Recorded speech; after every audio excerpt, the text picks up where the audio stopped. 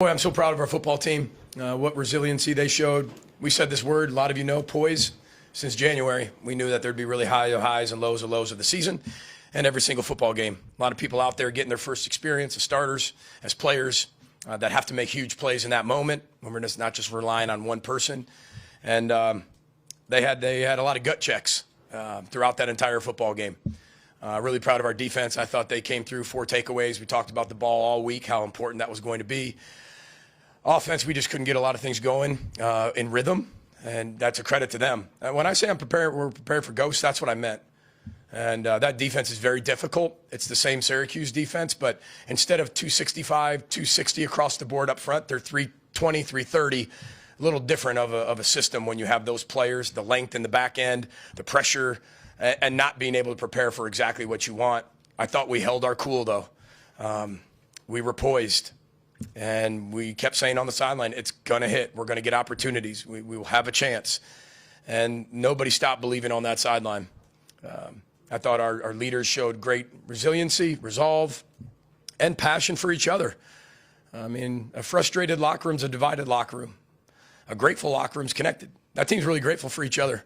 They're rooting for each other on the sideline. There's a lot of conversation that have to happen over there that, we got to help them. We talk about elite teams, players lead. I mean, players made a ton of plays. But that doesn't mean that coaches have to be involved and push them to get them to do that. And then special teams, I mean, we weren't very good on special teams tonight at all until when it counted at the very end to win the game winner. And I love the response from Dragon, and I put him in a really tough position from that 54, 55-yarder, but that's the confidence I have in my kicker. I watch him kick 65-yarders in practice like it's nothing. So I get to see that. You've seen that.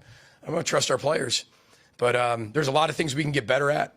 We just, again, offensively weren't in rhythm and couldn't ever get going and get the flow. We'd hit some plays, and then we'd hit a roadblock, and a lot of that had to do with the run game. But credit to them. There's 8, 9 guys in the box all the time coming from different angles and different fronts and movements and stunts. I mean, it's very difficult. I mean, if we had more weeks and have this tape, maybe it would have been a little easier. But I'm really proud of our coaches. There was a lot of coaching on the sideline, a lot of in-game adjustments. I mean, a ton. And then you take your hat off to our players. They had to go out there and make the plays, and they did. Special group of young men. Special group. That was a pretty awesome locker room. I've been a part of really a lot of them. That's up there near the top because of what happened there. The 4th down throw, I mean, just nonchalantly threw it and just flicked it out there, and Daniel made a heck of a catch. So I'm sure you have a lot of questions. Just want to, take my hat off to Nebraska. Matt Rule's a heck of a football coach, and you can see a lot of people have the same beliefs on either side of the ball and how you win games. And he's got them going where they need to go. Not that they need that from me at all, but you can see a massive difference in how hard they play and the resolve and resiliency of that football team. And they've got athletes all over everybody. I mean, they were all over the place, and you had a front row seat. So we're happy to be 1-0. Open up for questions. Can you walk us through that 4th down call and why you decided to go to Daniel like that? Yeah, you got to go to your best player. We knew that we had to get the ball out of Ethan's hand. And, Greg, myself, and Matt were talking on the side. And the corner of the end zone, I think Ethan's really good at. I mean, he sees it really well. We had another play right before that that he just overthrew a little bit. And Daniel makes another great catch, but he's wide open. And, Ethan just said, give me another shot. Just give me another shot at it. And not that he has to ask for that, but we know that he throws those types of balls really well. And Daniel runs a really good post corner and did a tremendous job, with his force arm, balance arm, which doesn't mean anything to you, but fighting back out of that route. That is an unbelievable catch. Very difficult in a high pressure situation. And, if you kind of look at this game, I'm going to tell our team tomorrow, because I'm not going to bring up another game in there, but they'll hear this. But you look at Iowa last year, very similar situations. All your eyes just looked up like, what is he going to say about Iowa? But you look at, we're 10-10, we have a chance to come drive. Ball hits a receiver, bounce in the air. One of the best Big Ten linebacker picks it off, runs it, we lose. I mean, that team could have thought about that. That team could have thought about something like that happening. There wasn't a doubt in anybody's mind. They're all running in the huddle, we're going to go win this. But they were saying that in the 4th quarter. There were 6 total possessions in the first half.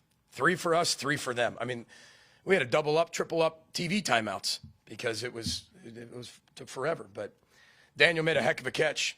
What if, I mean, this is a pretty good throw. I mean, maybe a foot more inside would have been a little better. But players make plays. I mean, that's a catch that goes on the wall forever. That's one of those catches that you guys been in my office, Randy and Andy, and you'll see that one up there because that's a special moment. Now, that's a moment. That's a catch you'll never forget. Yeah, how good does it make you feel with players making big plays and big moments, and Justin Lloyd forcing that fumble, Newman with the pick, and then that catch you mentioned by Jackson? It's so fun to coach a group of guys who never, ever, ever think they're out of it. And it doesn't matter in practice. You've been there. In practice, they never think they're out of it. Even if they're winning or losing practice, they never think they're out of it. I told you a long time ago, I love this football team. And I love the resolve. They're a special unit. We might have different positions we've been deeper at, or we've had an All-American at a certain position, and everybody's relied on that guy. We needed everybody to be a part of this thing. But I kept saying in the huddles, I said, our best players have to make the plays. And you go back to it. Justin Wally making plays. Tyler Newbin making plays. Daniel Jackson making plays. Corey Crooms made some ton of plays today. Athan making plays. Bryce made a big play at the end. I can't wait to watch some of the young linebackers. Remember, we didn't play with Cody Lindenberg now. You talk about their linebackers too, but we didn't play with our best defensive player, arguably, in the front seven. But I thought we just played with relentless how and energy. And, that's what players do. They make plays. Chip, you got a question? Listen, man, you've been part of the media. You deserve your respect. Not many guys walk in that like you just did, and you get the next question. But that's how much I like your articles. Daniel's catch, but you created difficulty on that one. Yeah, we talked about that one already, but Andy and Randy will give you their notes. I'm sure everybody will share. Maybe one of the best catches that I've seen in 11 years when it comes down to special moments and memories. And like I said, that's a wall catch. That's a picture that goes on the wall that'll be in our home forever, and it'll be in our office forever. And you'll know what that catch was. That's one of those moments you'll be like, that's when we beat Nebraska. That's when we won 6 out of 7 in the final moments, and our team finished. And that'll be a special moment everybody talks about. In regard to Cody, when did you know you had to hold him out? Yeah. Do you expect him back anytime soon? He'll be back soon. It was frustrating.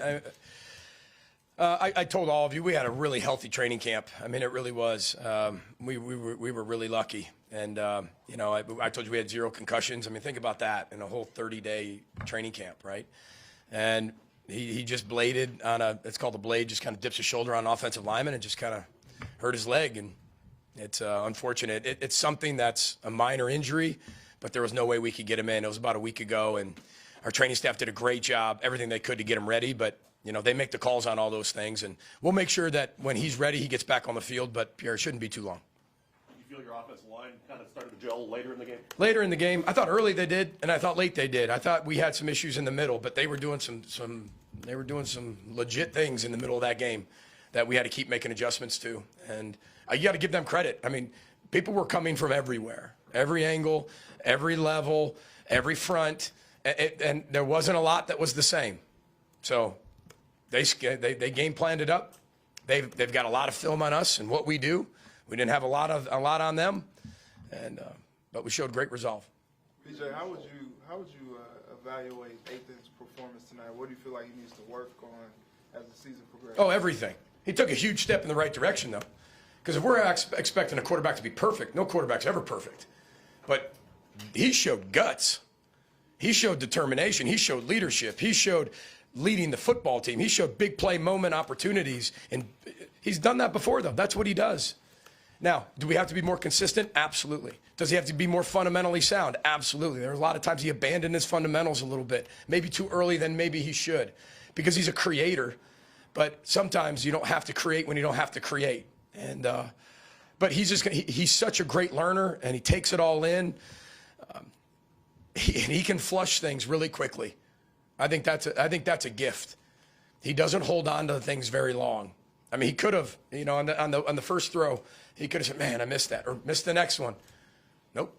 I mean, he throws a great ball, gives Daniel a chance, and I mean, you've seen him. I mean, he's really confident. But the technique, the accuracy, But this is something that you got to give Nebraska credit for. They create. We all said when we got Syracuse last year in the bowl game, thank goodness we have 4 weeks to prepare. Thank goodness, right? Because you don't know who you're going to play. It's like the triple option. Thank goodness you had 4 weeks. Or in the bowl game, that if you're going to get a draw like that, good thing you have weeks. This is what's really hard about that, right? Because you don't have that exactly what they're going to do. And I thought he handled himself really well. He took some shots, made some big throws, but the whole game's going to get better. Take two more for Coach. There was a big 3-sack sequence in the middle of that game. What were your initial impressions of the pass rush? I liked it. They're good. And that quarterback's really good. He's not staying in one spot. He's big, he's strong, he's got a huge arm, he's really athletic. They're running option, they're running belly option, they're running quarterback draw. They're doing everything with the guy and then dropping him back. So, and he's such a creator, he can make you miss. We needed to keep him contained in the pocket, did a good job on our stunts. And I thought our guys did a good job when they had a hold of him, bringing him down, because he's a big, strong, powerful man. I thought our guys played really hard up front. Our defense played how our defense plays. I mean, for 7 years, our defense plays really hard. And, I'm really proud of them as a whole. As a D-line, they're going to grow up a lot. Remember, this is game 1. You know me. I want to be way better by the end of this thing. And we got a lot of getting better to do, and we will. You had a question back there. How much of an adjustment was it to the new rule of the clock running after first down? I don't know if it was a new rule, but darn, I tell you what. I actually looked at my watch at the end of the first half, and it was like an hour and 10 minutes.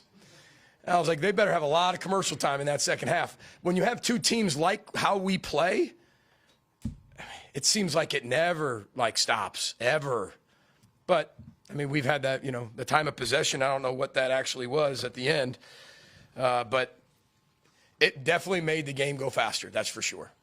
And now I'm not saying that's a bad rule, good rule. I'm just saying, the reason why, what people are saying why the rule is in place, I don't know necessarily what they say about that, but. We had it for 30 minutes, they had for 20. Okay, so we won that. Andy always likes to know if we win the time of possession. So we did win that tonight. So. I got one question more for you. For so long in that game, that trick play was the difference. What is your view of that? My view? Or just kind of your impression of what happened? Well, it's a hard play. It's a trick 'em, right? It's hard because Wally's in man coverage. Wally has his back turned, right? And the guy runs like a V, so an in and then a corner route, right? So he kind of goes in and then he goes to the corner. And Wally's going in. Wally turns around to look and the ball's on the ground. Well, he thinks it's incomplete pass. He doesn't know that's the quarterback. He's covering his man. Turns around, ball's on the ground, no whistle. He kind of gets up. Kid picks it up and throws it. It's a backward pass. It's legal to throw it forward. I'm sure that's not how they drew it up, right? But that was a heck of a play by them. And that was one of the things that shifted the tide right there. We've been asking you for months. You ready to name your offensive play caller yet? Yeah.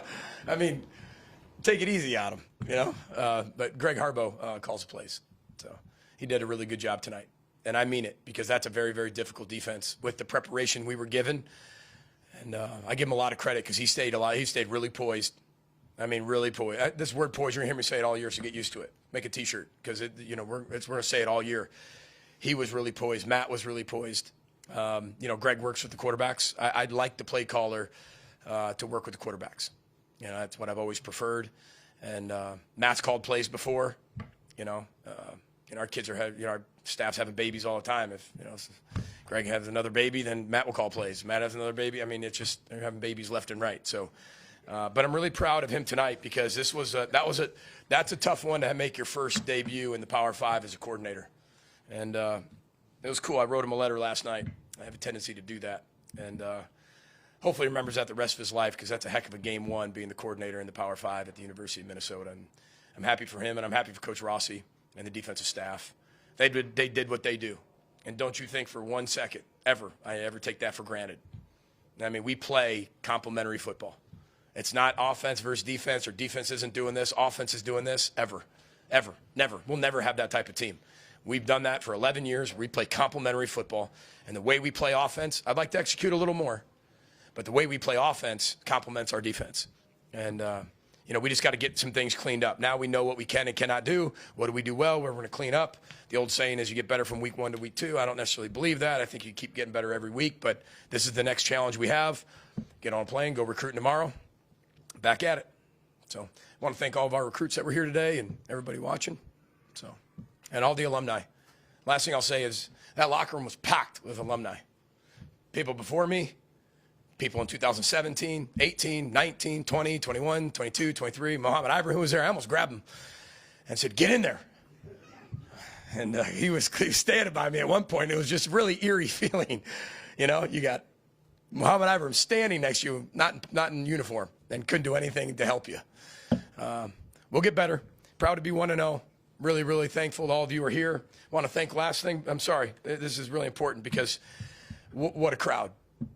What a crowd. Sold out, gold out. Thank Mark Coyle, his entire staff. Erzbicki, Mills, marketing team. Just can't thank you guys enough for creating the environment that you do because it wasn't like that 7 years ago. And I just want to say thank you to all of you and our fans, our band, our student body. Have fun tonight, but everybody be really smart. Everybody got it? Row the boat, Sky Mago, Gophers. Thanks, everybody.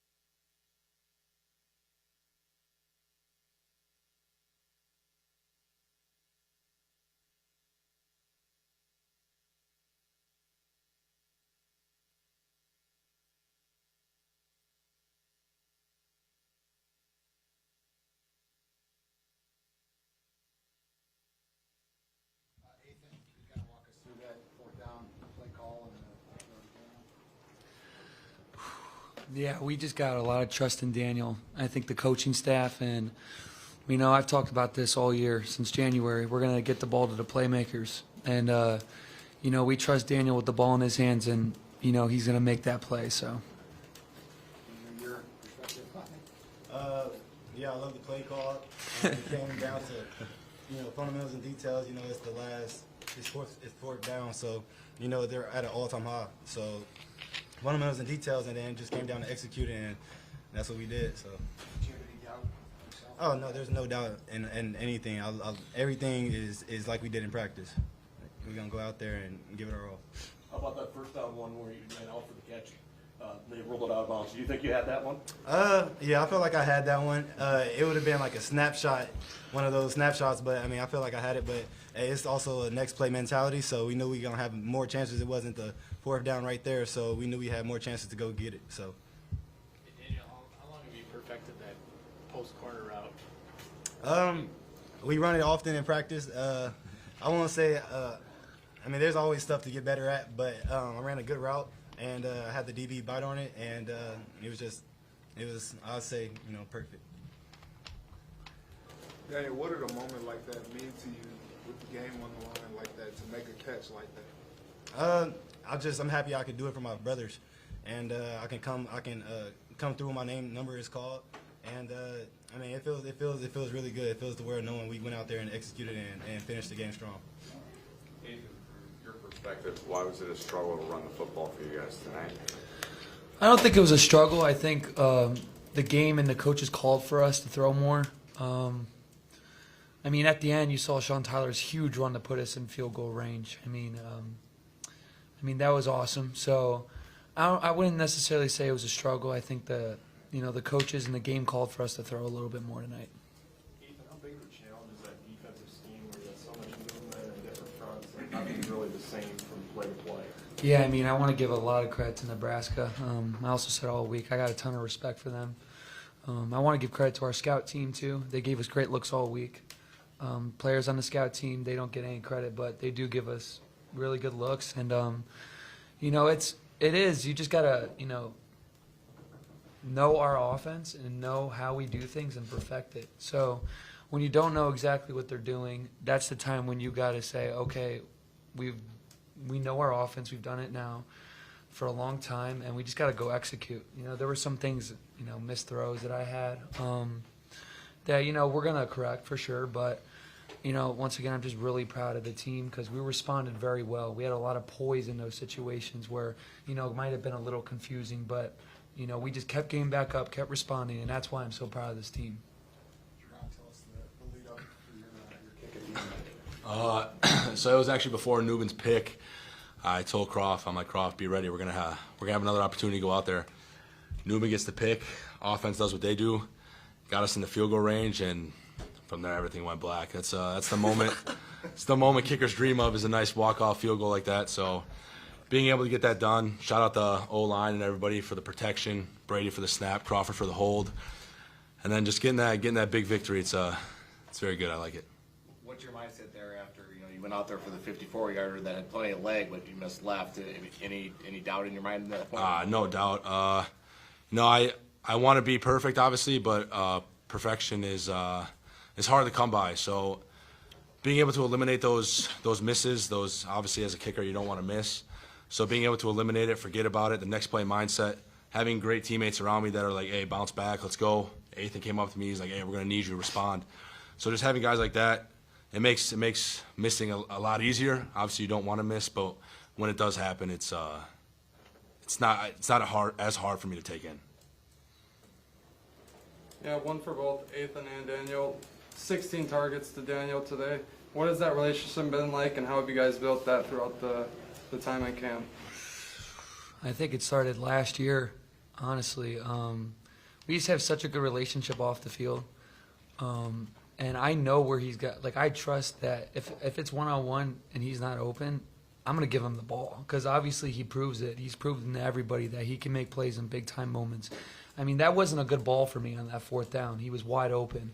But for him to make a catch like that, that's why we call plays to him. So I was just laughing with him about it. It wasn't a good ball, honestly. But, there's still a lot of more things we could work on. There's some things that I didn't really do well tonight. There's some things he's going to tell you that he didn't do well. But it's all about responding. It's all about getting better. And that just strengthens our relationship on and off the field. So.